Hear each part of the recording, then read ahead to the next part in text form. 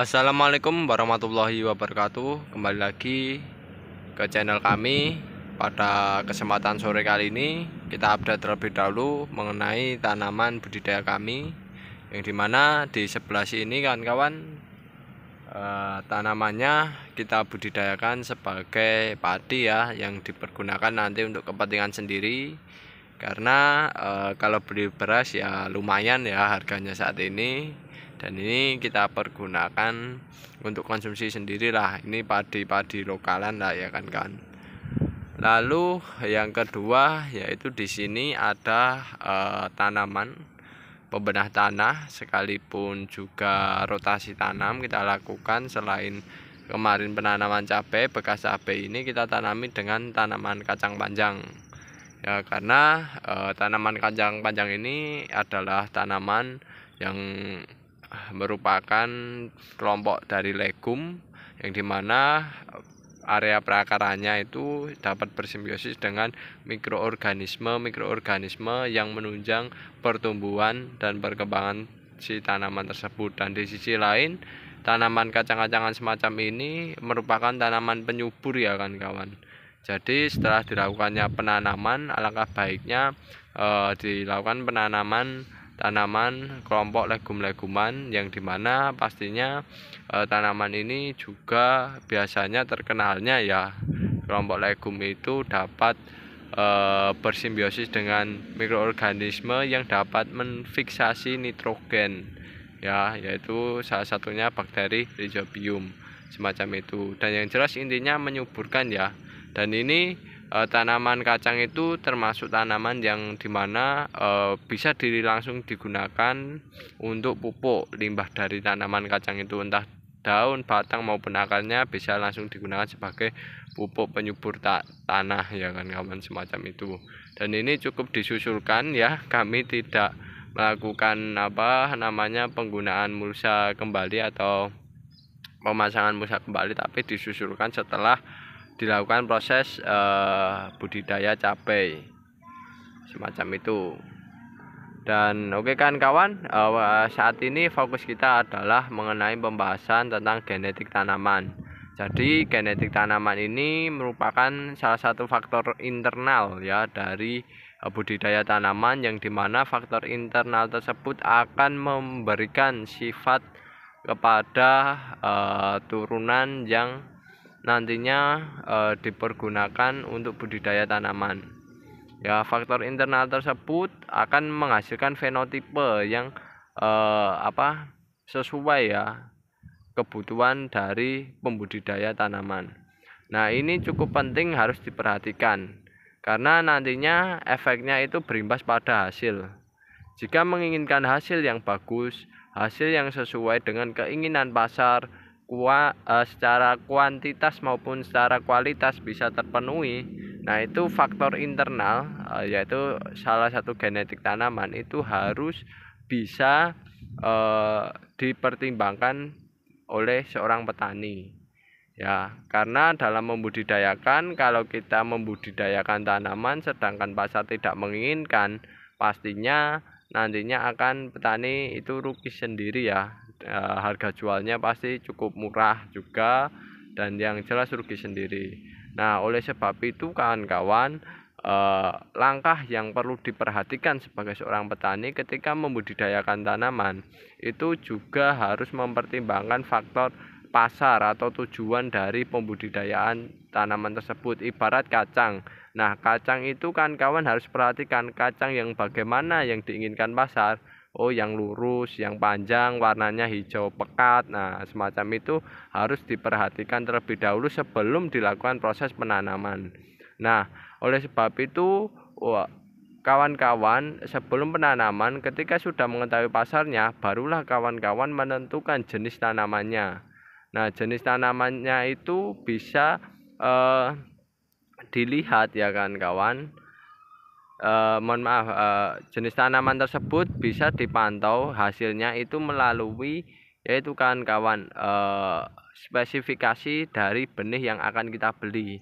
Karena benih yang kita beli itu biasanya sudah dari pabrikan sananya ya, itu sudah setting atau dibentuk dari sananya untuk menghasilkan hasil tanaman yang sesuai dengan kebutuhan pasar. Nah, jadi petani jika beli di toko pertanian, benihnya lihatlah dari kemasan. Nah, kemasan itu biasanya menggambarkan sifat dari tanaman itu sendiri, semacam itu kan kawan, menggambarkan sifat dari tanaman itu sendiri. Katakanlah kacang panjang. Nah, biasanya di kemasan itu sudah tertera bagaimana hasil kacang panjangnya, jumlahnya berapa ton dan lain sebagainya. Nah, itu sudah tertera di kemasan. Kawan-kawan tinggal melihat kebutuhan pasarnya ya. Jadi kebutuhan pasar dicocokkan dengan sifat dari tanaman tersebut. Nah, faktor internal ini cukup dan penting, harus diperhatikan ya, semacam itu. Yaitu nantinya kalau kawan-kawan memperhatikan faktor internal berupa sifat tanaman dengan cara membeli benih yang sesuai dengan kebutuhan pasar, maka nantinya kawan-kawan bisa memperoleh hasil yang sesuai dengan keinginan pasar. Otomatis harga jualnya pastinya sesuai dengan apa yang diharapkan dari kawan-kawan, semacam itu. Dan yang jelas biasanya kalau sesuai dengan keinginan pasar, harga jualnya pasti tinggi dan banyak lakunya. Beda dengan kalau tidak sesuai keinginan pasar. Oleh sebab itu kita seorang petani harus bisa membudidayakan yang sesuai dengan keinginan pasar dan melihat sifat dari tanaman yang akan dibudidayakan dengan cara melihat kemasannya. Nah, zaman sekarang petani tidak perlu istilahnya ingin mau membuat genetik yang sesuai keinginan pasar. Nah, kalau petaninya mampu ya silakan, itu jauh lebih bagus. Akan tapi kalau kita sebagai seorang petani yang skalanya masih kecil ya, ibarat lahan itu tidak hektaran dan tidak bisa produksi untuk pembuatan genetik dari tanaman itu sendiri, cukup kita dalam membudidayakan tanaman harus bisa memilih tanaman yang hasilnya sesuai dengan keinginan pasar ya kan kawan, semacam itu. Nah, itulah faktor internal yang sangat berpengaruh pada budidaya tanaman, dan ini sangat penting ya kan nantinya faktor internal tersebut pastinya berupa genetik tanaman tersebut akan memberikan hasil fenotipe yang sesuai dan keinginan dari pasar tersebut. Karena pastinya kita sebagai seorang petani pembudidaya itu kalau mau breeding ya, genetik ya, membentuk genetik yang sesuai keinginan pasar itu prosesnya cukup lama, dan yang jelas waktunya yang dibutuhkan lama dan biayanya besar untuk membuat benih dari tanaman tersebut. Akan tapi kalau kawan-kawan semisalnya kesulitan dalam hal tersebut, cukup kawan-kawan sebagai seorang petani membudidayakan ya sesuai dengan keinginan pasar, dan kawan-kawan harus teliti dalam memilih benihnya yang sesuai dengan keinginan pasar ya. Contohnya kacang, yang harus diperhatikan ya hasil kacangnya ya kan kawan, hasil kacangnya bagaimana itu harus diperhatikan. Kacang yang panjang, bobotnya sesuai, nah itu yang harus diperhatikan. Karena terkadang pasar itu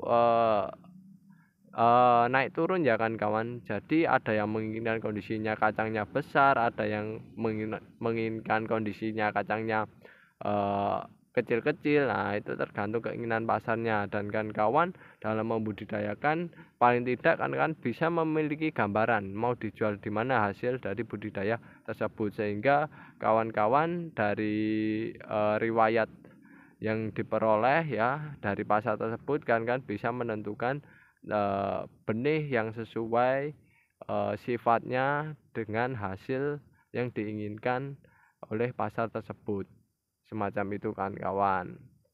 Dan oke kan untuk kami ya untuk saat ini dalam prakteknya dalam membudidayakan tanaman kami masih menggunakan benih hibrida, kacang hibrida, karena di sini kacang yang hibrida itu masih banyak disukai oleh para konsumen ya di pasaran semacam itu. Tapi sebenarnya kalau untuk konsumsi kita sendiri, untuk diri kami sih tidak perlu yang hibridanan ya. Turunan dari kacang hibrida pun kami mau ya kan kawan, ataupun kacang-kacang lokal itu juga mau. Tapi kebanyakan karena tujuan kami untuk hasilnya nanti dijual di pasar, kami menggunakan kacang hibrida yang sesuai keinginan pasar. Dan pastinya kacang yang diharapkan adalah kacang yang kondisinya hijaunya itu hijau pekat.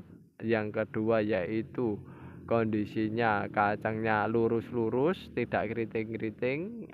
Dan yang ketiga yaitu kacangnya diameternya tidak terlalu besar, atau istilahnya standar lah ya, medium lah, enggak terlalu besar. Nah itu yang diharapkan. Jadi saya sampaikan bahwasanya faktor internal berupa genetik atau sifat dari tanaman tersebut harus diperhatikan dalam membudidayakan tanaman dengan cara melihat kemasan yang ada pada saat kita membeli benih ya kan kawan, semacam itu. Karena di kemasan itu akan menggambarkan hasil yang nantinya menjadi sebuah harapan kita untuk dijual kepada konsumen atau tujuan yang diinginkan kawan-kawan, semacam itu. Dan oke kawan-kawan, itu dulu informasi dari kami mengenai genetik tanaman, yang pastinya kawan-kawan harus bisa memilih dan memilah ya dalam membudidayakan tanaman apapun itu, entah kacang, padi maupun lain sebagainya. Oke, kurang lebihnya mohon maaf, saya akhiri. Wassalamualaikum warahmatullahi wabarakatuh.